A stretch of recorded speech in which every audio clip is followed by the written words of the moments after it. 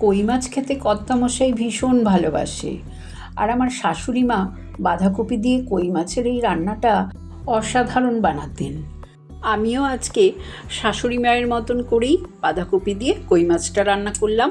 কই মাছগুলো ভালো করে ধুয়ে নুন হলুদ মাখিয়ে সর্ষের তেল গরম করে ভেজে তুলে নিলাম। ওই তেলে আলুগুলোকেও নুন হলুদ দিয়ে ভেজে নিলাম। এবার তেলের মধ্যে জিরে তেজপাতা শুকনো লঙ্কা ফোড়ন দিয়ে প্রথমে আদা বাটা টমেটো কাঁচা লঙ্কা দিয়ে হালকা ভেজে গুঁড়ো মশলাগুলো দিয়ে অল্প জল দিয়ে দিলাম। ধনে জিরে লঙ্কা হলুদ গুঁড়ো অল্প চিনি দিয়ে ভালো করে কষিয়ে ফ্যাটানো টক দই দিয়েও কষিয়ে নিলাম। তারপরে আলুগুলো দিয়ে নাড়াচাড়া করে আগে থেকেই নুন দিয়ে সেদ্ধ করা বাঁধাকপি দিয়ে দিলাম। দিয়ে স্বাদ অনুযায়ী আরেকটু নুন দিয়ে ভালো করে মশলার সাথে কষিয়ে ঢাকা চাপা দিয়ে কিছুক্ষণ রান্না করে নিলাম। বেশ মাখো মাখো একটা ব্যাপার হলে ভেজে রাখা মাছগুলো দিয়ে নাড়াচাড়া করে নামানোর আগে ঘি গরম মশলা দিয়ে গরম ভাতের সাথে কর্তামশাইকে দিতেই ভীষণ খুশি হয়ে খেয়ে নিল।